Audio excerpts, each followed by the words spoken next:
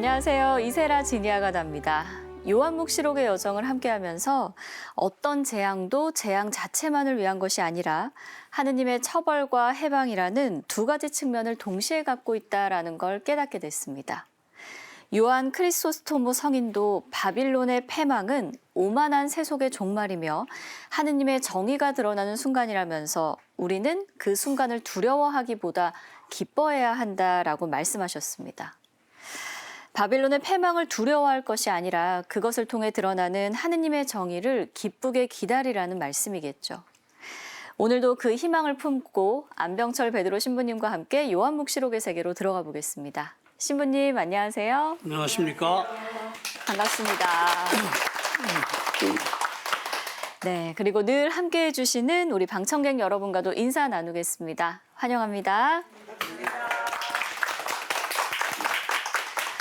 지난 시간부터 우리는 요한묵시록 18장의 내용을 살펴보고 있습니다. 18장 속 바빌론은 타락한 세상 권력과 탐욕을 상징합니다. 오늘은 그 탐욕이 어떤 결과를 가져올지 더 자세히 알아보도록 하겠습니다. 신부님의 시작 기도로 오늘 이 시간 출발하겠습니다. 네, 오늘의 시작 기도는 에제키엘서 28장 2절에서 8절까지입니다. 성부와 성자와 성령의 이름으로 아멘. 사람의 아들아, 티로의 군주에게 말하여라. 주 하느님이 이렇게 말한다. 너는 마음이 교만하여 나는 신이다. 나는 신의 자리에 바다 한가운데에 앉아있다 하고 말한다. 너는 신이 아니라 사람이면서도 내 마음을 신의 마음에 비긴다. 과연 너는 다니엘보다 더 지혜로워 어떤 비밀도 너에게는 심오하지 않다. 너는 지혜와 슬기로 재산을 모으고 금과 은을 창고에 쌓았다. 너는 그 큰 지혜로 장사를 하여 재산을 늘리고는 그 재산 때문에 마음이 교만해졌다. 그러므로 주 하느님이 이렇게 말한다. 너는 내 마음을 신의 마음에 비긴다. 그러므로 나 이제 이방인들을 가장 잔혹한 민족들을 너에게 끌어들이리니 그들이 칼을 빼들어 네 지혜로 이룬 아름다운 것들을 치고 너의 영화를 더럽히며 너를 구덩이로 내던지리라. 그러면 너는 바다 한가운데에서 무참한 죽음을 맞이하리라. 영광이 성부와 성자와 성령께 성과 같이 이제와 항상 영원히 아멘. 성부와 성자와 성령의 이름으로 아멘. 안녕하십니까? 예, 지난 시간에 묵시록 18장 바빌론의 패망에 관한 전반부의 이야기를 함께 살펴봤습니다. 권력과 권세 중심의 관점을 두고 이야기해왔던 묵시록 저자가 18장에 와서는 바빌론에 관한 이야기를 하면서 부라고 하는 것에, 즉 물질이라고 하는 것에 초점을 맞춰서 새로운 모습을 우리에게 보여주고 있습니다. 그런데 실제적으로 보면 권력, 권세, 부는 같이 가는 개념입니다. 우리를 미혹하고 우리를 타락하게 하는 것들이에요. 생각해보면 우리가 살아가는 삶의 중요한 요소들이에요. 그런데 그 중요한 요소들이 제대로 자리매김되지 않을 때 어떤 결과를 가져올지 바빌론 패망이 우리에게 교훈으로 다가옵니다.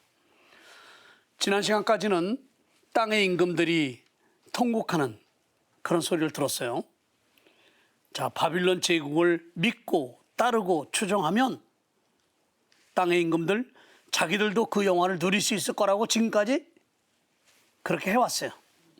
그런데 그 도시가 하루아침에 잿더미가 되는 그런 모습을 보면서 통곡하지 않을 수 없었던 그 땅의 임금들에 관한 내용들을 우리가 지난 시간에 봤습니다. 오늘은 그 뒤를 이어서 이제 상인들의 애가, 상인들이 부르는 그런 애가에 관해서 11절 이하에서 전해주는 그 내용을 같이 보도록 하겠습니다. 땅의 상인들도 그 여자 때문에 슬피 울 것이다. 더 이상 자기들의 상품을 살 사람이 없기 때문이다. 자, 여기서 보면 땅의 임금들과 마찬가지로 이제 상인들도 애가를 부를 수밖에 없는 상황. 누구 때문에? 그 여자 때문에. 바로 바빌론 때문이죠. 거꾸로 얘기하면 바빌론 때문에 땅의 상인들은 부자가 됐어요. 지난 시간에 우리가 봤잖아요. 근데 그들이 축적한 부가 이제는 슬픔의 원인이 되고 있어요. 고통의 원인이 되고 있다는 거. 이걸 우리가 오늘 같이 보게 되는 거죠. 자, 이렇게 상인들도 임금들처럼 슬픔에 가득 찬 노래를 부르게 될 겁니다. 사실 상인들은 우선적으로 왕성한 경제적인 활동을 통해서 자만심에 빠져들게 할 정도로 축적한 부를 가지고 있었어요. 또 사치스럽게 살 수 있었어요. 그런데 그렇게 자신들에게 부와 사치스러움을 향유할 수 있게 해줬던 바빌론이 패망하게 됐다 라는 소식을 접하고 비통한 마음을 토하지 않을 수밖에 없었을 겁니다. 참담한 심정을 이제 애가 형태로 노래하게 되는 거죠. 자, 바빌론에서 상업활동을 하면서 상인들에게 부를 안겨주게 했던 것들, 바로 이것이 12절에서 소개가 돼요. 금, 은, 보석, 진주, 눈이 바짝 띄죠. 고운아마포, 자주색 옷감, 비단, 진홍색 옷감, 얼마나 화려해요. 온갖 향나무, 온갖 상하 공예품, 매우 값진 나무, 구리, 쇠, 대리석으로 만든 물품, 전부 공예품들인데 대단한 것들이죠. 저가지고 다시 외우래도 못 외울 거예요. 더 나아가서 계피, 향료, 향, 모량, 유향, 포도주, 올리브 기름, 고운 밀가루, 밀, 소, 양, 말, 마차, 상인들을 부자가 되게 했던 것들이에요. 근데 놀랍게도 여기에 노예, 포로가 들어가 있어요. 그 당시 사회상을 우리가 엿볼 수 있게 하는 그런 부분인데, 내 마음이 탐내던 열매가 너에게서 사라지고 온갖 화려하고 찬란한 것들이 너에게서 없어져 다시는 그것들을 찾아보지 못할 것이다. 그 당시에 큰 도성 바빌론의 경제적인 그리고 상업적인 활동이 얼마나 활발하게 전개되었었는가 하는 것을 엿볼 수 있게 하는 그런 내용들이죠. 여기 언급하고 있는 상품 목록들, 이거는 추측이나 상상에 기인한 것이 아니고 실제로는 에제키엘서 27장으로부터 영향을 받은 거예요. 거기에 나와 있는 내용들을 거의 갖다 쓰고 있어요. 근데 시작 기도하면서 제가 에제키엘서 27장을 읽었잖아요. 왜? 하느님 심판에 관한 내용이거든요. 물질적인 부가 결국은 타락하게 만들었고 그 타락이 패망으로 이어지게 됐다는 바로 그 내용인데, 에제키엘에서 거론하지 않고 묵시록에서만 언급하고 있는 고유한 내용, 이 덧붙여 있는 게 있어요. 그것들이 뭔가를 보면 에제키엘에서 이걸 갖다 쓰면서 묵시록 저자는 지금의 상황을 위해서 어떤 내용들을 덧붙였을까 하는 걸 우리가 볼 수 있을 겁니다. 그 덧붙인 내용들이 지금의 상황에 맞닿은 그런 내용들이라는 것을 알 수 있을 겁니다. 우선 가장 먼저 언급된 것이 귀금속이에요. 금, 은, 보석. 사람들의 욕구를 자극하는 그런 물품들입니다. 근데 이것은 에제키엘서 27장 12절, 22절에서 그대로 언급을 해요. 금, 은, 보석은. 근데 묵시록에는 하나가 더 들어가 있어요. 진주. 왜 진주라는 이 물품을, 귀금속을 여기다 첨가했을까? 묵시록으로 돌아가서 그 부분을 우리가 볼 필요가 있습니다. 17장 4절에 보면 그 여자는 자주색과 진홍색 옷을 입고 금과 보석과 진주로 치장하였다. 그러니까 대탕녀가 몸치장으로 사용했던 폐물이 금, 보석, 진주였기 때문에 그걸 여기다 첨가를 하는 거예요. 그러니까 단순하게 그냥 부를 창출할 수 있게 해줄 수 있는 귀금속, 이걸 뛰어넘어서 그것이 우상숭배와 연계되어 있다는 것을 강조하기 위해서 진주를 여기다 더 첨가를 시키는 거죠. 무엇보다 여기서 먼저 확인하고 가야 될 것은 큰 도성 바빌론의 정체성입니다. 이 도성은 두말의 여지 없이 뭐라고 얘기했어요? 묵시록에서 대탕녀라고 그랬어요. 그래서 진주라는 말씀입니다. 이 대탕녀라는 것은 바로 우상숭배하고 직결되는 거잖아요. 그 관점이 아주 농후하게 여기 드러나고 있다는 것을 여러분 확인해 볼 수 있을 거예요. 그 다음에 사치스러운 옷감들이 나와요. 고나마포, 자주색 옷감. 이건 에제키엘서 27장 16절에서 그대로 여러분들 찾아보실 수 있을 겁니다. 고운 아마포는 성경 전체에서 여기서만 언급이 돼요. 이 묵시록 시대에는 고운 아마포는 물질적인 부와 권력의 상징이었습니다. 로마 황제 베스파시아누스 그리고 그의 아들 이들이 승전을 거두고 계산할 때 비단 옷을 입고 월계관을 쓰고 있었습니다. 이건 역사가였던 플라비우스 요셉이 그대로 전해주는 내용입니다. 그런데다가 자주색 옷감에 대해서 왜 언급하고 있을까? 똑같아요. 진주하고 탕녀를 묘사해 주기 위해서입니다. 왜냐하면 묵시록 17장 4절에서 탕녀를 자주색과 진홍색 옷을 입은 여인으로 묘사하고 있기 때문에 그렇어요. 그 다음에 소중한 물품들, 향나무, 상아, 공예품들.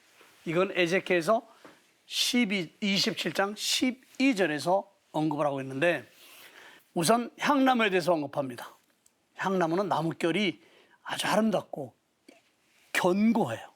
그래서 이거는 우리가 생활용품을 만들 때 아주 귀한 제품을 만들 때 주로 사용을 합니다. 그래서 소중한 물품들을 만들 때 바로 이 향나무를 썼다고 그래요. 그리고 온갖 상어 공예품들, 상하 공예품들. 그리고 그 다음에 나오는 게 매우 값진 나무, 구리, 쇠, 그 다음 대리석으로 만든 물품들 이렇게 나오죠.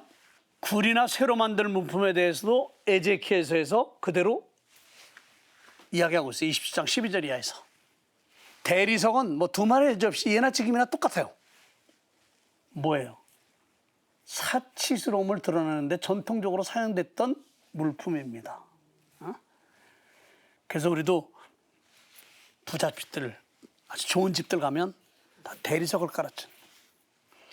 사실 삶의 공간으로는 그렇게 좋은 건 아니죠.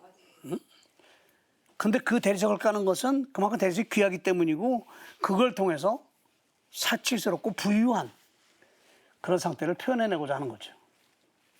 그 다음에 향료, 계피, 향료, 향, 모략, 유향. 이거는 에제키엘서에 나오는 게 아니고 요한묵시록 저자가 첨가한 내용들입니다. 물론 향료에 대해서는 에제키엘서에서 언급을 해요. 27장 22절에서.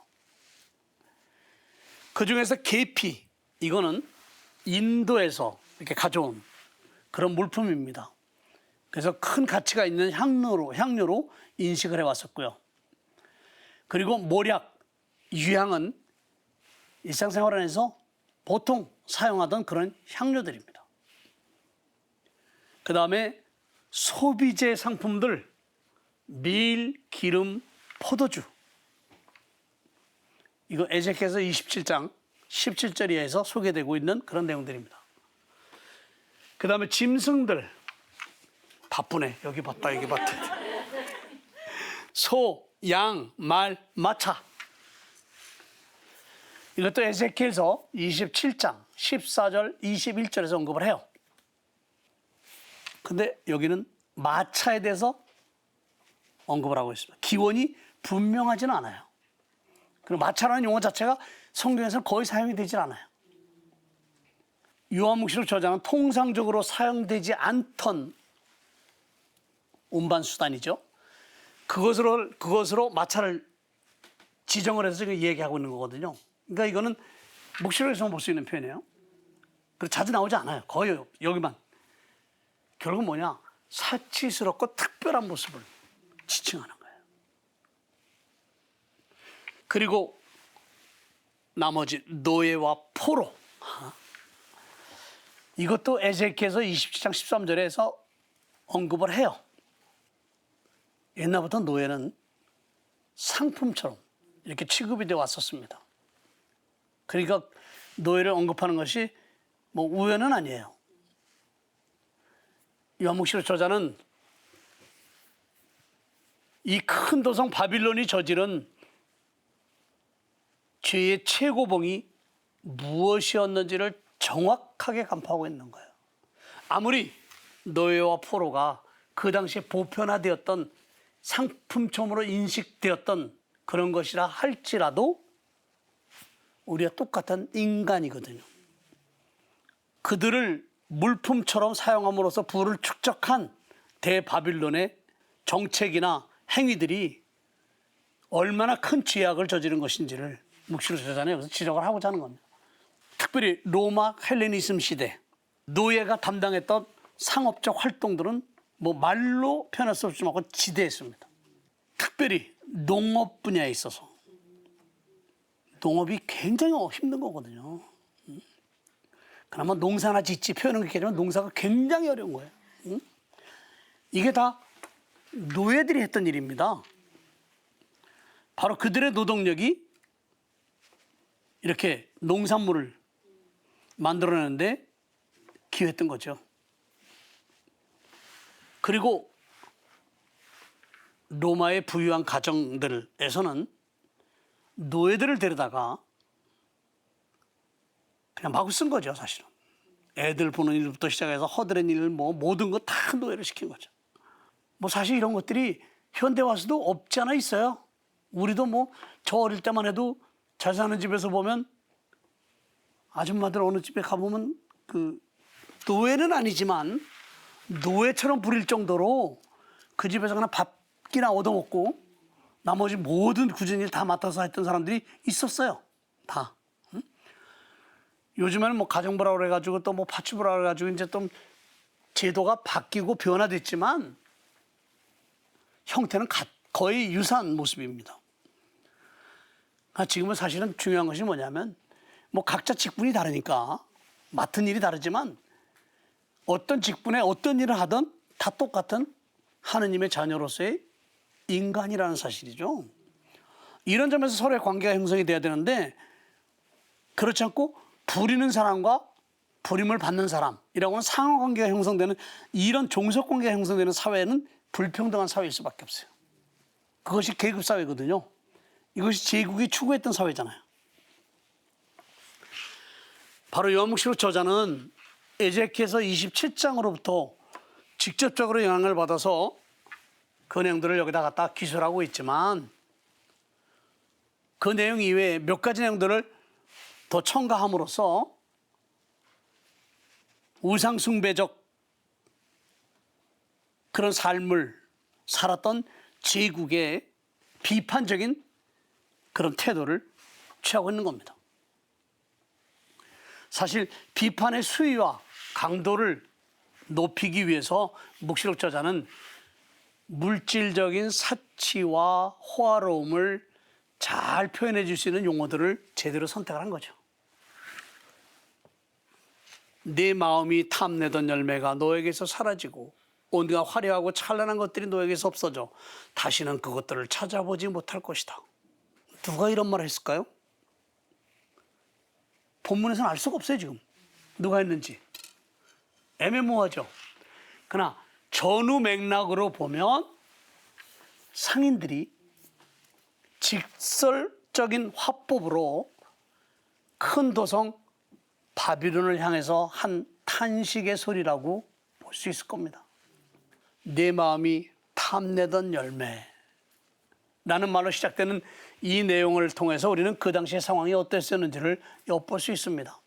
사실 과일을 수확하기 위해서는 수개월간의 시간이 필요하잖아요. 로마 제국은 그처럼 자신의 원하는 권력 체계를 수립하기 위해서 오랜 시간 정말 있는 정성 다 쏟아부어서 노력을 해왔습니다. 그래서 그 체제를 구축한 거죠. 그래서 로마 제국은 사치스러움과 호화스러움이 도시를 빛낼 정도로 번창했어요. 번성했습니다. 그런데 묵시록 저자의 시각으로 볼 때는 외적인 모습은 그랬지만 실상은 그와 반대였다는 거죠. 내 마음이 탐내던 열매가 그렇게 원했던 화려하고 찬란한 부가 흘러넘치는 그런 제국, 이게 사라지고 이런 것들이 너에게서 다 없어져서 이젠 찾아볼 수 없을 것이다. 공들여서 세운 건축물들, 찬란하고 호화롭게 도시를 이렇게 형성했던 그 모든 것들 얼마 가지 않아서 완전하게 무너져 내리게 될 것이다. 무너져 내리고 말았다. 과거의 그런 영화를 되찾는 것이 이제는 불가능해졌다는 거죠. 세상사의 덧없음에 대해서 슬퍼하거나 아쉬움을 토로할 수 있을지는 모르지만 그 상황은 깊은 묵상과 성찰을 위한 새로운 출발이 될 수 있습니다. 우리도 그래요. 흔히 젊을 때는 실패를 두려워하지 않는다. 또 다른 계기가 될 수 있으니까. 그런데 나이가 든 다음에는 실패하면 다시 일어설 수가 없으니까. 그러니까 새로운 도전을 못해요. 다시 말해서 쓰러지고 넘어지고 망해보고 하는 이것들이 그 자체로는 참 고통스러운 일이지만 한편 생각해보면 새롭게 일어설 수 있는 그 계기가 될 수 있다는 거죠. 바로 요한묵시록 저자 요한은 그리스도의 신자들에게 바로 그것을 가르쳐줍니다. 이걸 통해서 제국의 이런 세력들, 그들이 그토록 열망하면서 모든 힘을 모아서 이룩한 제국, 그래서 번쩍이고 화려하고 부가 흘러넘치는 그런 도시를 이루었지만 한순간에 폐망하지 않았느냐. 모든 것이 다 사라졌으니 얼마나 안타깝고 정말 고통스러웠겠어요. 그런데 그것은 제국이 어떤 길로 가야 할지를 가르쳐 줄 수 있는 성찰의 기회가 될 수 있다. 이걸 그리스도 신자들에게 일깨워주는 거예요. 제국의 이런 모습을 통해서 그리스도 신자들에게 너희들도 마찬가지로 그런 욕망과 욕구에 사로잡혀서 이룩했던 삶이 때로는 풍요로움과 평안함과 안식을 가져다 줄 수 있을지 모르지만 그것이 영원하지 않을진데 어느 순간 물거품이 될 수 있을 때 그때 다시 일어설 수 있는 자성의 계기로 삼을 수 있어야 된다는 거죠. 욕망과 욕심을 우리에게 떠날 수가 없어요. 그거를 제어하고 살 수 있으면 이미 성인입니다. 끊임없이 우리는 반복된 실수를 행하면서 살아가요. 그 실수가 우리에게 새로운 길로 나아갈 수 있는 성찰의 계기가 될 수 있어야 된다는 거죠. 땅의 임금들은 그 여자와 함께 불륜을 저지르고 사치를 부렸어요. 그리고 상인들은 이 여자 덕분에 부를 향유할 수 있었어요. 근데 그렇게 온 힘을 쏟아서 이룩한 귀중하고 소중한 이런 상품들이 삽시간에 잿더미로 변해간 그런 모습을 보고 탄식을 쏟아내지 않을 수가 없죠. 이렇게 상인들이 탄식한 그 내용 속에서 소개됐던 물품들, 이것들은 한동안 상인들을 행복하게 해줬던 것이죠.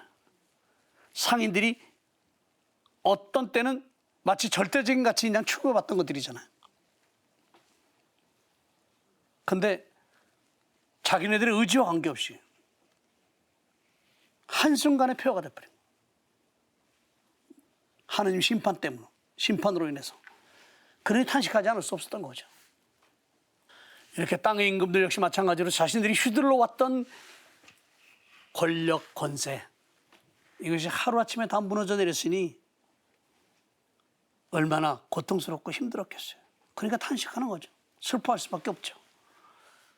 상거래를 활발하게 함으로써 자신들을 그야말로 재물로 인해서 영화를 누리게 해줬던 바빌론 패망했어요. 어찌 슬프지 않겠어요? 상인들은 많은 소중하고 귀중한 상품들이 잿더미에 이렇게 쌓여가는 그런 모습을 보면서 정말 큰 슬픔을 털하지 않을 수 없었던 것. 이걸 우리가 지금까지 본 겁니다. 그 다음에 등장하는 세 번째 인물들이 선장, 선객, 바다에서 일하는 사람들. 바로 이들입니다. 17절에서부터.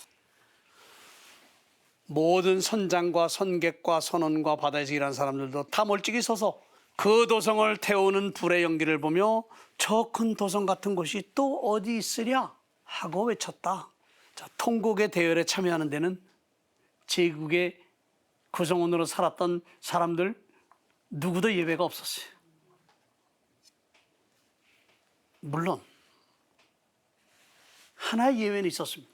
누구냐? 그리스도의 신자들. 이들은 통곡이 아니라 그 반대예요. 기쁨이에요.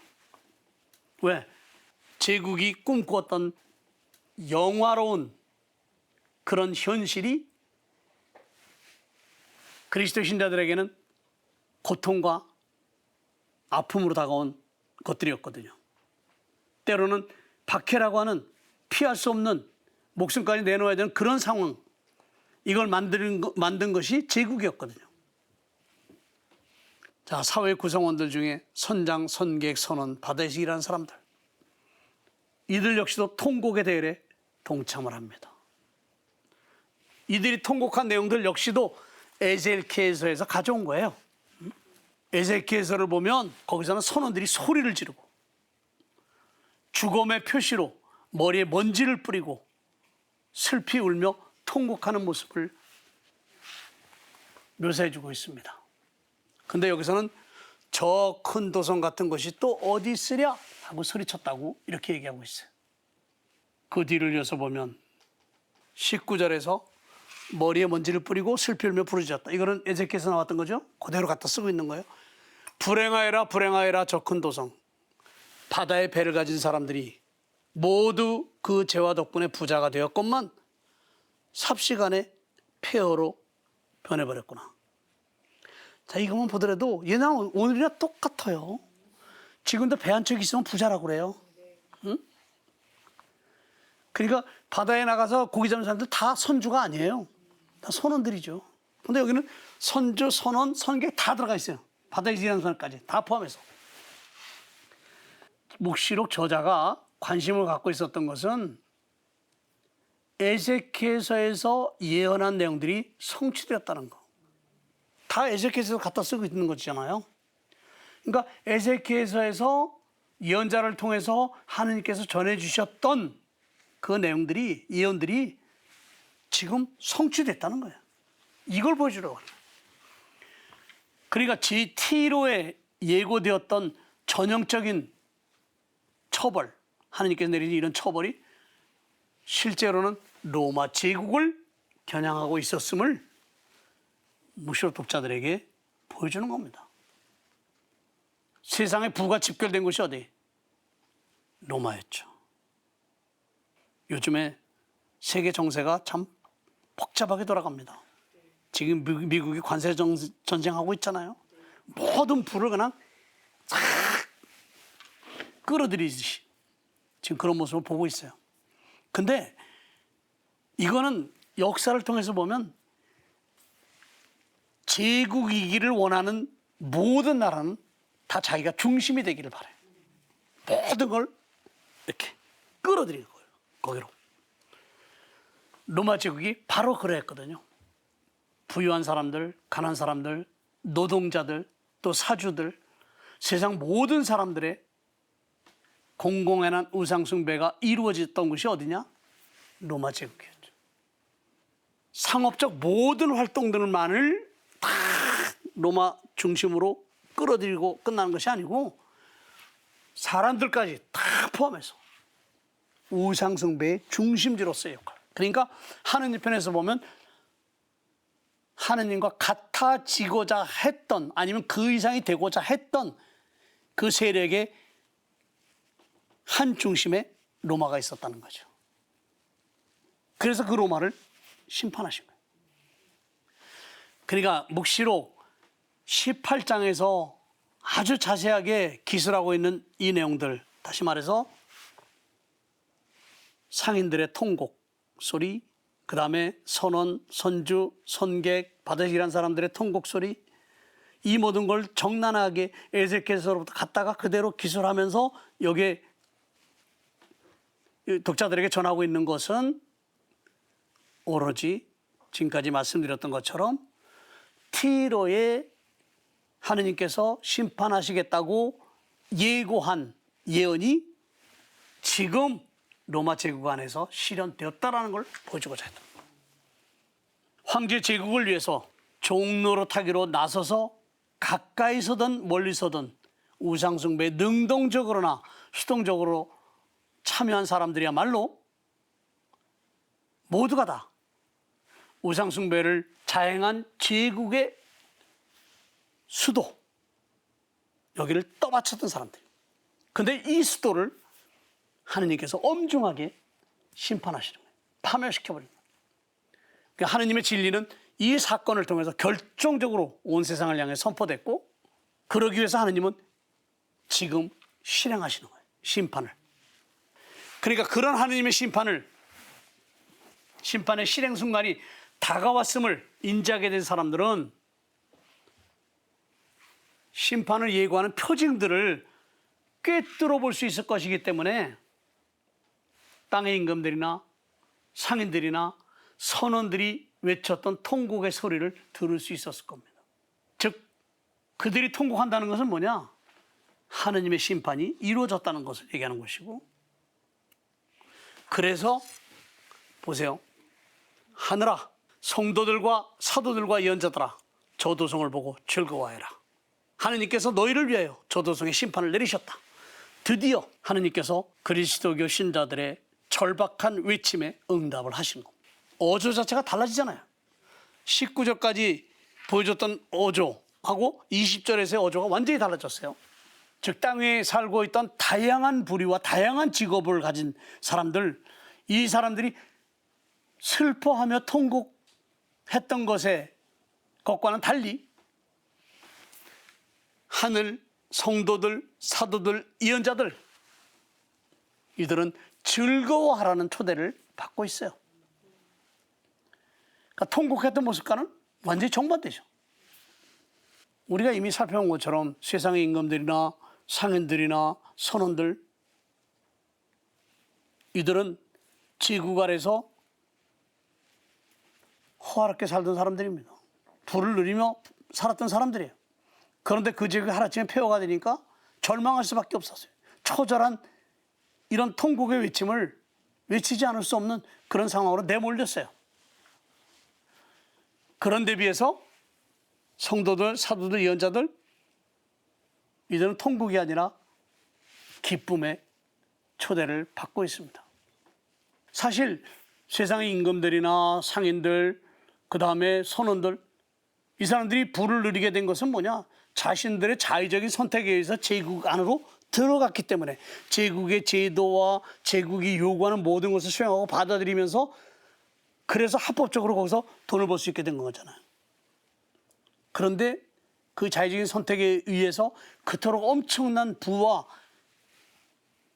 사치를 누릴 수 있었던 그런 상황이 하루아침에 몰락으로 치닫게 되면서 이들은 정말 비통한 눈물을 흘리지 않을 수 없었던 것이고, 그걸 우리가 지금까지 통곡이라는 그런 내용으로 살펴봤던 부분입니다. 하느님을 믿는 사람들은 어떠했느냐? 그들 때문에 고통을 당했죠. 그들 때문에 그야말로 말할 수 없는 비참한 상황을 살아갈 수밖에 없었죠. 하느님께 저항하고 근본적으로 하느님께 하느님 가치를 도모했던 이런 세력들, 그리고 하느님의 백성의 고통을 안겨준 그런 자들, 이 자들이 사라지게 됐다. 그러니 어찌 기뻐하지 않겠어요? 바로 이 자들이, 이런 그리스도교 신자들이 즐거워하라는 초대를 받고 찬미가의 노래를 우렁차게 소리 외쳐 외쳤던 내용이 다음 시간에 살펴보게 될 19장이에요. 결국 이들은 승리자와도 같은 사람들이에요. 그럼 19장에 가서 어떻게 되느냐? 제국의 세력은 다 끝났잖아요. 완전히 폐허가 되고 패망했어요. 바빌론이 이제 더 이상 다시 일어설 수 없을 만큼 완전하게 잿더미가 됐어요. 로마 제국 끝났어요. 그 제국이 끝났기 때문에, 그 제국 때문에 고통을 받고 하루하루를 힘겹게 견뎌왔던 성도들, 사도들, 예언자들, 이들은 다시 살 수 있게 된 거죠. 하느님의 심판이 결정적이 된 거예요. 하느님은 이들을 위해서 심판하신 거예요. 그러니 이들이 찬미가를 안 부를 수가 없죠. 찬미를 안 불렀어요. 이렇게 함으로써 묵시록 19장에서 실제적으로 묵시록적인 관점은 끝이 납니다. 그러면 이제 어떤 세상이냐? 바빌론, 로마 다 망했잖아요. 끝났어요. 이제 없어요. 다시 회생이 안 돼요. 그럼 어떤 세상이 올 거냐? 하느님의 세상이죠. 천년왕국이 올 거예요. 이게 20장이에요. 20장부터 21장, 22장까지 이어지는 거예요. 근데 이 부분이 가장 어려운 부분이에요. 왜냐하면 우리가 경험하지 않은 세상이에요. 바빌론, 로마는 다 겪었어요. 그래서 이 부분은 이제 조금 아주 정말 신중하게 접근하면서 그 의미를 정확하게 이렇게 이해할 수 있도록 좀 제가 많이 노력을 해서 도와드려야 되는데, 그래야 묵시록의 관점이 흐려지지 않고 여러분들 가슴속에 새겨지게 될 겁니다. 그러니까 묵시록이 지금 봐왔던 세상 역사의 흐름, 그 안에서 하느님의 역사하심, 그 결과로서의 심판, 이건 여기서 끝났어요. 성도들과 사도들, 예언자들아, 즐거워하라. 너희를 위하여 저 도성에 심판을 내리셨다. 또 큰 능력을 지닌 한 천사가 맷돌처럼 큰 돌을 들어 바다에 던지며 말하였다. 큰 도성 바빌론이 이처럼 세차게 던져질 터이니 다시는 그 모습을 찾아볼 수 없을 것이다. 끝이에요. 완전히 끝난 거예요. 도성에 심판을 내리셨다. 이건 전형적인 히브리적 표현입니다. 심판을 내리다. 이 심판이라는 용어는 탈출기에서 보면 짐을 덜어주거나 소송을 제기한다 라는 그런 의미를 내포하고 있는데, 그런 의미에 걸맞게 하느님께서는 심판을 통해서 박해자였던 바빌론에 당신의 정의를 세우셔요. 그렇게 하면서 당신을 믿는 신앙인들에게 기쁨을 안겨줘요. 즉 바빌론 제국, 로마 제국으로 인해서 그리스도 신자들은 무거운 짐을 지고 살았어야 돼요. 이 짐을 덜어주는 게 심판하시는 거예요. 바빌론. 그렇게 해서 이제 그리스도 신자들이 더 이상 짐을 지지 않고 살아갈 수 있도록 해주시는, 이게 하느님의 심판입니다. 그러면서 큰 능력을 지닌 천사가 다시 등장을 해요. 그러니까 바빌론에 대한 심판은 하느님의 계획이 구현되는 데 있어서 중요한 한 단계가 성취되었음을 보여주는 거예요. 예레미야 예언자가 파견한 종, 예레미야서 51장에 보면 그는 바빌론에서 그의 스승이 그 도성에 대해서 행한 예언을 읽고 나서 그 책을 돌에 매달아 가지고 바빌론도 내가 그에게 내릴 재앙 탓에 이처럼 가라앉아 다시는 떠오르지 않을 것이다. 그들이 지쳐버릴 것이다 라는 말을 하면서 유프라테스 강에다 던져버립니다. 그것보다도 훨씬 더 강한 의미, 여기는 맷돌처럼 큰 돌을 들어서 바다에 던진 거예요. 가장 강력한 메시지가 전달이 된 거죠. 연자매도 같은 그런 의미입니다. 큰 도성 바빌론이 준엄한 심판을 받아서 흔적 없이 비참한 모습으로 사라지게 될 것임을 예언하는 거예요. 바빌론 패망 때 바로 이런 형태의 내용이 소개가 됐던 것처럼 이건 한층 더 강한 의미를 담아서 완전하게 표현가 될 것이다라는 걸 예언하는 겁니다. 다시는 큰 도성 바빌론의 모습을 볼 수 없을 것이다 라고 예고한 바로 21절의 내용, 이게 어떻게 구현되었는가 이미 우리가 본 겁니다. 그리고 그 다음에 이어서 나올 거예요. 어떻게 구현되었는가 22절 23절에 나와요.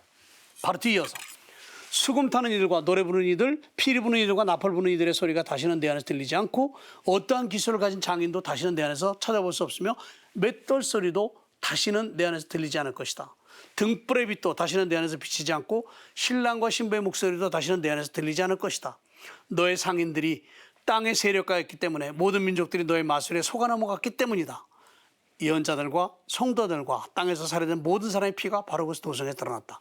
22절에서 23절이 우선 예언한 것처럼 로마 제국이 어떻게 폐허가 되고 패망할 것인가 하는 그 내용을 상세하게 소개하고 있는 그런 부분입니다. 예레미야 예언자는 25장에서 기쁜 소리와 즐거운 소리, 신랑 신부의 소리, 맷돌과 등잔빛을 사라지게 하겠다 라는 이런 예언의 말씀을 전하면서 그것을 바빌론 패망을 예고하는 말씀으로 사용을 합니다. 그런가 하면 에제키엘 예언자는 티로의 패망에 관한 예언을 하면서 시끄러운 노랫소리를 그치게 하고 수금소리가 다시는 들리지 않게 하실 것이다 라는 표현을 쓰고 있어요.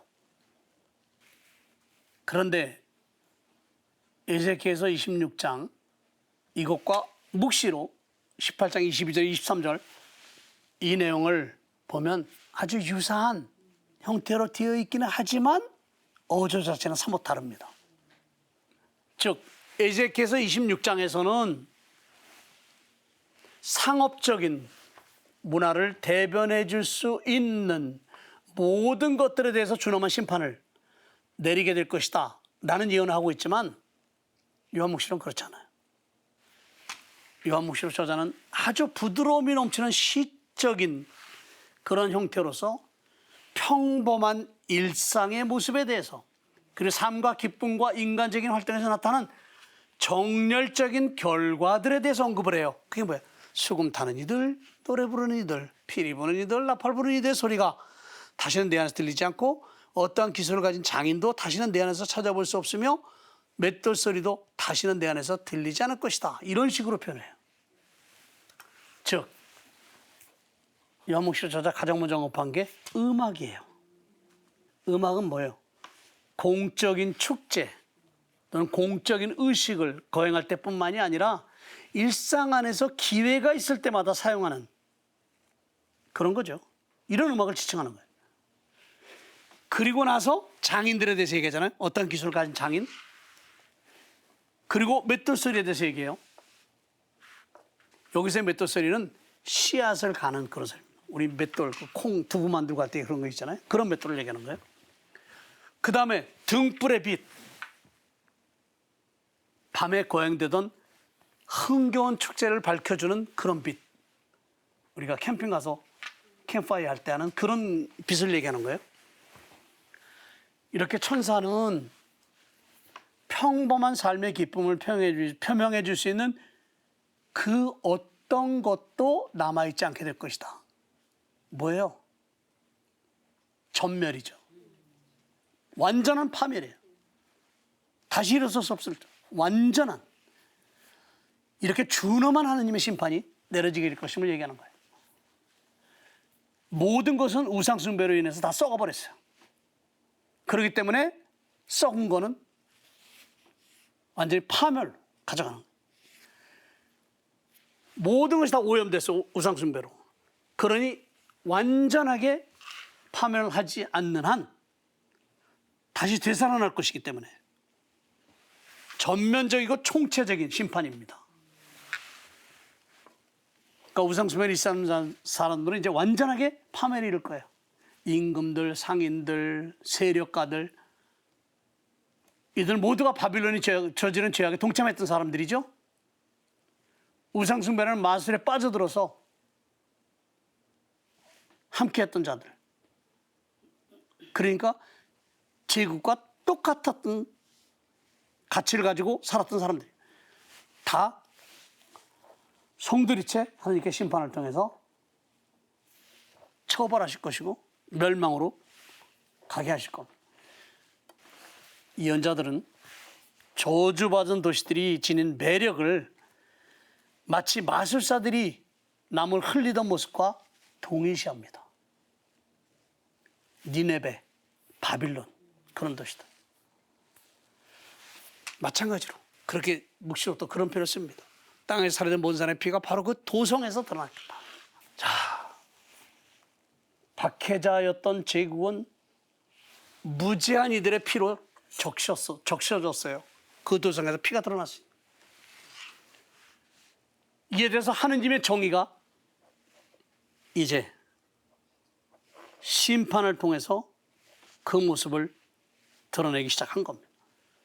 부당하고도 가혹한 행위를 더 이상 보고 있을 수 없다는 판단에서 하느님은 심판하기로 결정하시고 가혹하게 이 도성을 잿더미로 만드는, 더 이상 어떤 생명도 존재하지 않을 정도로 단순히 부나 어떤 제도, 체제 이것만 없앤 것이 아니라 일상의 삶 자체를 다시 소생하지 못하도록 없애버렸다.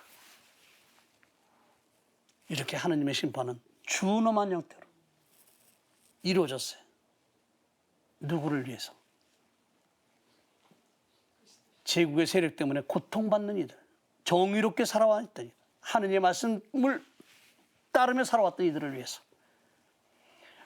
우리가 이미 봤어요. 묵시록에서 순교자들이 외쳤던 소리, 언제까지 주님께서 피해 보복을 미루시겠습니까? 하소연했던 그 목소리, 하느님이 못 들으신 것이 아니라 이제 때가 됐을 때 이런 응답을 통해서 심판으로 로마 제국을 멸망시키고 하느님의 백성이 하느님을 찬미하며 살아갈 수 있는 새로운 세상을 열어주시는 거예요. 이게 새하늘 새 땅입니다. 그 새하늘 새 땅을 맞기 전에 심판의 현장을 목격한 그리스도의 신자들은 하느님의 준엄한 심판을 찬미가로 노래 부르게 돼요. 이거를 우리는 다음 시간에 보겠습니다. 열정적으로 강의해 주신 신부님께 큰 박수 부탁드립니다. 감사합니다. 네, 제가 앞서 방송이 시작할 때 이 18장 속의 바빌론은 타락한 세상 권력과 탐욕을 의미한다라고 말씀을 드렸는데요. 아마 우리의 마음 안에, 내면에도 이 바빌론과 같은 공간, 그런 존재가 또 있지 않을까 싶습니다. 오늘은 이 내면의 바빌론을 정화하는 그런 시간도 가져보셨으면 좋겠습니다. 묵시록의 내용이 절정으로 치달으면서 점점 더 흥미로워지는 것 같습니다. 다음 이 시간도 기대해 보면서 신부님의 마침 기도로 이 시간 인사드리겠습니다. 성부와 성자와 성령의 이름으로 아멘. 세상사가 더덥다라고 시대를 초월해서 외친 현자들의 목소리가 이 순간 더 강렬하게 우리의 귓전에 맴돕니다. 인간의 욕심이란 결코 제어될 수 없는 본능에 속한 것이라는 되지도 않는 논리를 앞세워 욕심의 굴레 속에 머물러 있음을 자연스럽게 생각하며 살고 있는 것이 바로 우리의 현주소가 아닌가 싶습니다. 모든 것을 송두리째 잿더미로 만들어 더 이상 그 어떤 희망도 가질 수 없을 만큼 위세를 떨치며 경제적인 부를 내세워 삶의 가치 기준 자체를 혼란에 빠뜨리게 한 대제국 바빌론을 준엄하게 심판하신 주님. 주님의 가차없는 심판은 꿋꿋하게 모든 유혹과 박해를 견뎌내며 고통의 시간을 묵묵히 이겨낸 당신 자녀들에겐 인내심과 어떤 처지에서도 비굴한 타협에 굴하지 않고 간직해왔던 희망에 대한 주님의 응답이었습니다. 오늘 우리는 주님은 이렇게 힘 있으신 분, 이렇게 당신을 믿는 이들이 살아온 고통과 인내의 시간들을 모른 채 하지 않으시는 분, 이렇게 당신의 정의를 세우시어 세상이 추구하는 가치가 얼마나 덧없는 것인지를 깨닫게 해주시는 분이신지를 깊이 깨닫게 되었습니다. 하지만 주님의 엄중한 심판이 내려지기까지 권력과 힘으로 표상되는 우상의 지배 시간이 얼마나 길고 집요했었는지를 생각하면 승리자가 된 신앙의 선조들이 걸어야만 했던 삶의 길이 그 자체로 십자가의 길이었다는 생각을 하지 않을 수 없습니다. 주님의 준엄한 심판의 날을 간절하게 기다리며 살아야만 했던 제국의 통치 아래 있던 신앙인들의 일상이 우상과 주님 사이에서 결정적으로 선택을 해야만 할 얼마나 절박한 시간들로 이루어졌었는지를 곰곰이 묵상해 봅니다. 심판자이신 주님, 우리도 그들의 길을 답습하며 살아가야 할 신앙인일진데 더 이상의 두려움과 불안함을 갖고 살아서는 안 된다는 생각을 하지 않을 수 없습니다. 언제가 될지는 몰라도 주님께서는 당신의 정의를 반드시 세우실 테니까 말입니다. 주님의 정의가 우리 안에서 세워지는 날, 아니 우리가 주님의 정의를 따라 살아가는 일상의 매 순간이야말로 세상에 대한 주님의 심판이 이루어지는 바로 그 자리가 아닐까요? 주님의 정의를 살아가는 우리의 모습을 본 이웃들이 자신들의 삶을 반성하고 회개하며 삶의 행태를 바꿔가려는 모습을 보인다면 그것이야말로 바로 주님의 정의가 바로 세워지는 것이 될 테니까요. 그런 날이 매일 매 순간이 되기를 바라며 겸손한 마음으로 기도드립니다. 아멘. 성부와 성자와 성령의 이름으로 아멘. 감사합니다.